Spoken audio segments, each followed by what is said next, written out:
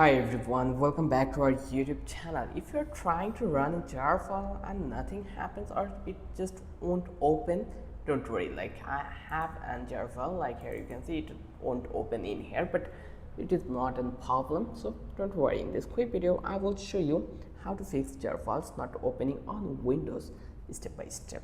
So first, make sure Java is installed in your device. First you need to make sure you actually have Java installed. You just need to press Windows plus R, and then you just need to be type cmd here and then press enter. Once you did, then you will get this kind of an interface. In the command prompt you just need to be type java slash version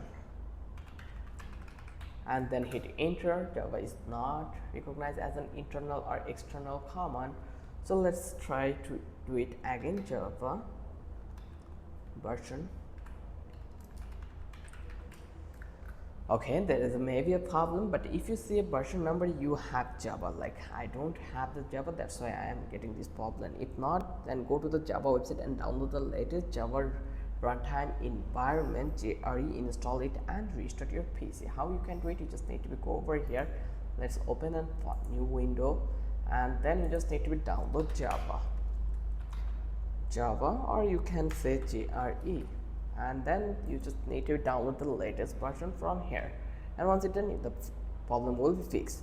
Next, make sure Windows knows how to open jar files. Right click jar file and open with choose another app. Let's say you just need to go over here, then open this one and click on open with choose another app. So I will select the B as media code for just one, so it will open in here. Okay, just open it and you can see there's a couple of code written in that place.